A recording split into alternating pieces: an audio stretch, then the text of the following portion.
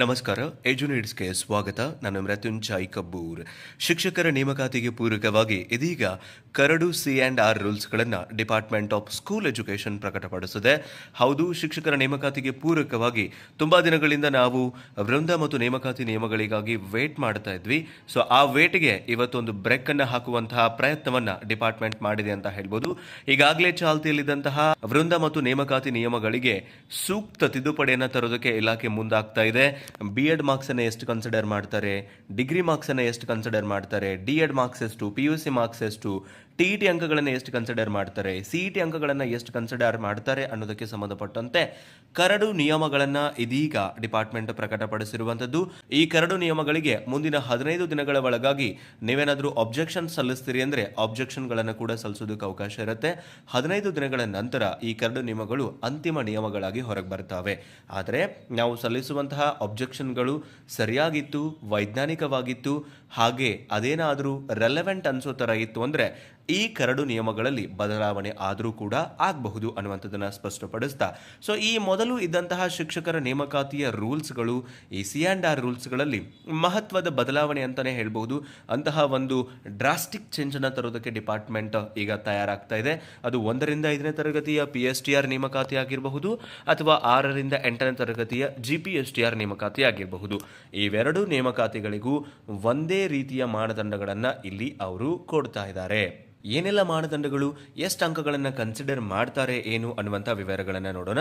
ಆದ್ಮೇಲೆ ಮೊದಲಿಗೆ ಇಲ್ಲಿ ಗಮನಿಸ್ತಾ ಇದ್ರಿ, ಅವರು ಈ ವೃಂದ ಮತ್ತು ನೇಮಕಾತಿ ನಿಯಮಗಳೇನಿದಾವೆ 2026ನೇಯ ಕರಡು ತಿದ್ದುಪಡಿ ನಿಯಮಗಳನ್ನು ಪ್ರಕಟಪಡಿಸಿದ್ದಾರೆ. ಅಂದರೆ ಈ ಮುಂದೆ ನಡೆಯುವಂತಹ ಎಲ್ಲ ಶಿಕ್ಷಕರ ನೇಮಕಾತಿಗಳಿಗೂ ಕೂಡ ಈ ಒಂದು C&R ರೂಲ್ಸ್ಗಳೇ ನಿರ್ಣಾಯಕ ಪಾತ್ರವನ್ನು ಕೂಡ ವಹಿಸ್ತವೆ ಅನ್ನೋದನ್ನು ನಾವಿಲ್ಲಿ ಗಮನಿಸಬೇಕಾಗುತ್ತೆ. ಸೊ 2026ನೇ ಸಾಲಿನ ವೃಂದ ಮತ್ತು ನೇಮಕಾತಿಯ ಕರಡು ತಿದ್ದುಪಡಿ ನಿಯಮಗಳು ಏನು ಹೇಳ್ತವೆ, ಏನೇನಿದೆ ಅನ್ನೋದನ್ನು ನೋಡ್ತಾ ಹೋಗೋದಾದರೆ 1ರಿಂದ 5ನೇ ತರಗತಿಯ ಶಿಕ್ಷಕರಾಗೋದಕ್ಕೂ ಆಯಿತು, 6ರಿಂದ 8ನೇ ತರಗತಿಯ ಶಿಕ್ಷಕರಾಗೋದಕ್ಕೂ ಆಯಿತು. ಆಯ್ಕೆಯ ವಿಧಾನದಲ್ಲಿ 0.35 ಅಂಕಿಯ ಬದಲಿಗೆ 0.70 ಅಂಕಿಯನ್ನು ಪ್ರಸ್ತಾಪಿಸತಕ್ಕದ್ದು.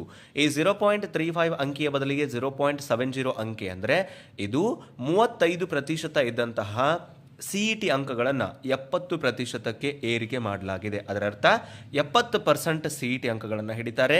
ಉಪಖಂಡ 2ರಲ್ಲಿನ 0.15 ಅಂಕೆಯ ಬದಲಿಗೆ 0.20 ಅಂಕೆಯನ್ನು ಪ್ರಸ್ತಾಪಿಸತಕ್ಕದ್ದು.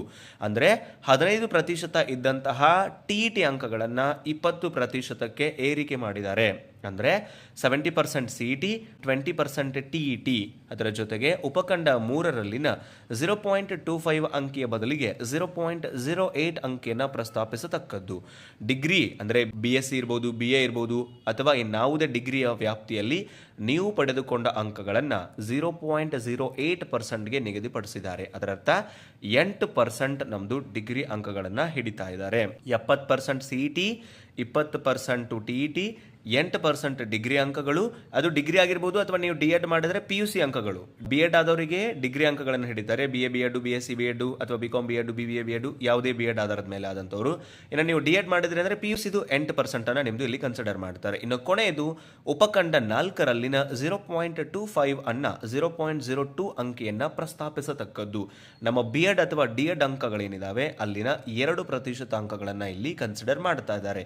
ಒಟ್ಟಾರೆಯಾಗಿ 70% CET, 20% TET, 10% ನಮ್ಮದು ಡಿಗ್ರಿ ಪ್ಲಸ್ D.Ed ಅಥವಾ B.Ed ಅಂಕಗಳು. ಅದರಲ್ಲಿ 8% ಡಿಗ್ರಿದು ಅಥವಾ PUCದು, ಹಾಗೆ ಇನ್ನು 2% ನಮ್ಮದು B.Ed ಅಥವಾ D.Ed ಅಂಕಗಳನ್ನು ಇಲ್ಲಿ ಕನ್ಸಿಡರ್ ಮಾಡ್ತಾ ಇದ್ದಾರೆ. ಸೊ ನೀವೇನಾದರೂ ಒಬ್ಬ BA B.Ed ಆದಂತಹ ವಿದ್ಯಾರ್ಥಿ ಅಂತ ಅಂದ್ಕೊಳ್ಳಿ. ನಿಮ್ಮದು B.Edನಲ್ಲಿ ಕನ್ನಡ ಮತ್ತು ಹಿಸ್ಟ್ರಿ ತಗೊಂಡಿದ್ರಿ. ಸೊ ನೀವು ಸೋಷಿಯಲ್ ಸೈನ್ಸ್ ಕ್ಯಾಂಡಿಡೇಟ್ ಆಗಿರ್ತೀರಿ.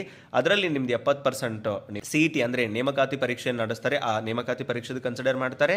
20% ನಿಮ್ಮದು TET ಅಂಕಗಳು. ಉದಾಹರಣೆಗೆ ನೀವು 120 ಅಂಕಗಳನ್ನು ತಗೊಂಡಿದ್ರೆ ಅಂದರೆ ಅದರ 20% ಇಲ್ಲಿ ಕನ್ಸಿಡರ್ ಮಾಡ್ತಾರೆ. ಹಾಗೆ ನೀವು ಡಿಗ್ರಿನಲ್ಲಿ ಎಷ್ಟು ಅಂಕಗಳನ್ನು ತಗೊಂಡಿರ್ತೀರಿ ಆ ಪೈಕಿ 8% ಕ್ಯಾಲ್ಕುಲೇಟ್ ಮಾಡ್ತಾರೆ. ಡಿಗ್ರಿನಲ್ಲಿ 80% ತಗೊಂಡಿದ್ರಿ ಅಂದರೆ ಆ 80%ಗೆ 8% ಎಷ್ಟಾಗುತ್ತೆ ಕ್ಯಾಲ್ಕುಲೇಟ್ ಮಾಡ್ತಾರೆ. ಹಾಗೆ B.Ed ನಲ್ಲಿ ನೀವು 90% ತಗೊಂಡಿದ್ರೆ ಅಂದ್ರೆ ಆ 90%ಗೆ 2% ಕ್ಯಾಲ್ಕುಲೇಟ್ ಮಾಡ್ತಾರೆ. ಆತ್ಮೀಯರೇ, 2026ನೇ ಸಾಲಿನಲ್ಲಿ ಶಿಕ್ಷಕರ ನೇಮಕಾತಿ ಆಗೋದಂತೂ ಅದು ಡೆಫಿನೆಟ್ಲಿ ಈಗಾಗಲೇ ಗೊತ್ತಿದೆ. ಬಟ್ ವಿಳಂಬ ಆಗತ್ತೆ ಅಂತ ನಾನು ಹೇಳಿದ್ದೆ, ವಿಳಂಬ ಆಗ್ತಾ ಇದೆ. ಆದರೆ ಈಗ ಮತ್ತೊಂದು ಅವಕಾಶವನ್ನ ಇಲಾಖೆ ಕೊಟ್ಟಿದೆ. ಸೊ ನಿಮ್ಮ ಅಧ್ಯಯನವನ್ನ ಮತ್ತಷ್ಟು ಬಿಗಿಗೊಳಿಸುವಂತಹ ಮತ್ತಷ್ಟು ಡಿಸಿಪ್ಲಿನ್ಡ್ ಆಗಿ ಮಾಡುವಂತಹ ಸಮಯ ಈಗ ಬಂದಿದೆ. ಹಾಗಾಗಿ ಯಾರೆಲ್ಲ ಶಿಕ್ಷಕ ಆಕಾಂಕ್ಷಿಗಳಿದ್ರಿ, ಈಗಾಗಲೇ ಕರ್ನಾಟಕ ಟಿಇಟಿನಲ್ಲಿ ಪಾಸ್ ಆಗಿದ್ರಿ, ಸೊ ಮುಂಬರುವ ಶಿಕ್ಷಕರ ನೇಮಕಾತಿಗೆ ನಿಮಗೆ ಅವಕಾಶ ಇದೆ. ಆ ಅವಕಾಶವನ್ನು ತಪ್ಪಿಸ್ಕೊಳ್ಳೋಕೆ ಹೋಗಬೇಡಿ. ಸೊ ಇವತ್ತಿಂದಲೇ ಅಧ್ಯಯನವನ್ನು ಆರಂಭ ಮಾಡಿದರೂ ಕೂಡ ಖಂಡಿತವಾಗಿಯೂ ನೀವು ನಿಮ್ಮ ಗುರಿಯನ್ನು ತಲುಪ್ತೀರಿ. ವ್ಯವಸ್ಥಿತವಾದಂತಹ, ಯೋಜಿತವಾದಂತಹ ಹಾಗೆ ಪ್ರಮಾಣಬದ್ಧವಾದಂತಹ ಒಂದು ಅಧ್ಯಯನ ವಿಧಾನವನ್ನು ಅಳವಡಿಸ್ಕೊಳ್ಳಿ. ಏನಿರುತ್ತೆ ಸಿಲೆಬಸ್ಸು, ಏನೇನು ಓದಬೇಕಾಗುತ್ತೆ, ಕ್ವಶನ್ ಪೇಪರ್ಸ್ ಎಲ್ಲಿ ಸಿಗುತ್ತೆ, ನೋಟ್ಸು ಇತ್ಯಾದಿ ಎಲ್ಲದರ ಬಗ್ಗೆ ಕೂಡ ನಾವು ಡೆಫಿನೆಟ್ಲಿ 1 by 1 ವಿಡಿಯೋದ ಮೂಲಕ ನಾನು ಮಾತಾಡ್ತಾ ಹೋಗ್ತೀನಿ. ಸೊ ಯಾರೆಲ್ಲ ಡಿಗ್ರಿ, BEd ಹಾಗೆ PUC DEd ಆಕಾಂಕ್ಷಿಗಳಿದ್ರಿ, ಶಿಕ್ಷಕರಾಗಲೇಬೇಕು ಅನ್ನುವಂತಹ ಕನಸಿದೆ, ನಿಮ್ಮೆಲ್ಲರಿಗೂ ಕೂಡ ಅಭಿನಂದನೆಗಳನ್ನು ಸಲ್ಲಿಸ್ತಾ ನಿಮ್ಮ ಅಧ್ಯಯನ ಮತ್ತಷ್ಟು ಚುರುಕುಗೊಳ್ಳಿ. ಆ್ಯಂಡ್ ಈಗ ಬಂದಿರುವಂತಹ C&R ರೂಲ್ಸ್ಗೆ ನೀವೇನಾದರೂ ಅಬ್ಜೆಕ್ಷನ್ಗಳನ್ನು ಸಲ್ಲಿಸ್ತೀರಿ ಅಂದರೆ ಅಬ್ಜೆಕ್ಷನ್ಗಳನ್ನು ಸಲ್ಲಿಸೋದಕ್ಕೆ ನೀವು ಸರ್ಕಾರದ ಅಪರ ಮುಖ್ಯ ಕಾರ್ಯದರ್ಶಿ, ಶಾಲಾ ಶಿಕ್ಷಣ ಮತ್ತು ಸಾಕ್ಷರತಾ ಇಲಾಖೆ, 6ನೇ ಮಹಡಿ, ಬಹುಮಹಡಿಗಳ ಕಟ್ಟಡ, ಡಾಕ್ಟರ್ BR ಅಂಬೇಡ್ಕರ್ ಬೀದಿ, ಬೆಂಗಳೂರು 560001 ಈ ಒಂದು ವಿಳಾಸಕ್ಕೆ ನೀವು ನಿಮ್ಮ ಆಕ್ಷೇಪಣೆಗಳು ಅಂದರೆ ಅಬ್ಜೆಕ್ಷನ್ಗಳನ್ನು ಅಥವಾ ಸಲಹೆಗಳನ್ನು ಸಲ್ಲಿಸೋದಕ್ಕೂ ಕೂಡ ಅವಕಾಶ ಇರುತ್ತೆ. ನೀವೇನಾದರೂ ಡಿಗ್ರಿ ದಿಸ್ಟ್ ಮಾಡಬೇಕಿತ್ತು, BEd ದಿಸ್ಟ್ ಮಾಡಬೇಕಿತ್ತು ಅನ್ನುವಂಥದ್ದನ್ನು ಅದಕ್ಕೆ ತರ್ಕಸಮ್ಮತವಾಗಿ ನೀವು ಉತ್ತರಗಳನ್ನು ಕೊಡ್ತೀರಿ ಅಂತಾದರೆ ಆ ಒಂದು ಅಬ್ಜೆಕ್ಷನ್ಗಳನ್ನು ಖಂಡಿತವಾಗಿಯೂ ನೀವು ಡಿಪಾರ್ಟ್ಮೆಂಟ್ಗೆ ಮುಟ್ಟೋ ಥರ ಕಳಿಸ್ಕೊಡಬಹುದು ಅಂತ ಹೇಳ್ತಾ, ಸೊ ಯಾರೆಲ್ಲ ಶಿಕ್ಷಕ ಆಕಾಂಕ್ಷಿಗಳಿದ್ದೀರಿ ನಿಮ್ಮೆಲ್ಲರಿಗೂ ಕೂಡ ಅಭಿನಂದನೆಗಳನ್ನು ಸಲ್ಲಿಸ್ತಾ, ಆ್ಯಂಡ್ ಮತ್ತೊಮ್ಮೆ ಹೇಳ್ತಾ ಇದ್ದೀನಿ, CETಯ 70% ಹಿಡಿತಾರೆ ಅಂದರೆ 100ರಲ್ಲಿ 70% CET ಹಿಡಿತಾರೆ, 20% TET, 8% ಡಿಗ್ರಿ ಅಂಕಗಳು, 2% BEd ಅಂಕಗಳನ್ನು ಕನ್ಸಿಡರ್ ಮಾಡೋದಾಗಿ ಡಿಪಾರ್ಟ್ಮೆಂಟ್ ತನ್ನ ಅಧಿಕೃತ ಕರಡು ನಿಯಮಗಳಲ್ಲಿ ತಿಳಿಸಿದೆ ಅನ್ನೋದನ್ನು ಸ್ಪಷ್ಟಪಡಿಸ್ತಾ, ಇದು ಅಂತಿಮ ಆದಮೇಲೆ ಮತ್ತೊಂದ್ಸಲ ನಾವು ಖಂಡಿತವಾಗಿಯೂ ವಿಡಿಯೋದ ಮೂಲಕ ಮಾತನಾಡೋಣ ಅಂತ ಹೇಳ್ತಾ, ಸೊ ಮುಂಬರುವ ವಿಡಿಯೋಗಳಲ್ಲಿ ಶಿಕ್ಷಕರ ನೇಮಕಾತಿಗೆ ಸಂಬಂಧಪಟ್ಟ ಮತ್ತಷ್ಟು ಉಪಯುಕ್ತ ಮಾಹಿತಿಗಳನ್ನು ನಿಮ್ಮ ಜೊತೆಗೆ ಹಂಚಿಕೊಳ್ತೀನಿ ಅಂತ ಹೇಳ್ತಾ ಸಿಗೋಣ ಮತ್ತೊಂದು ವಿಡಿಯೋದಲ್ಲಿ. Thank you so much. Have a good time.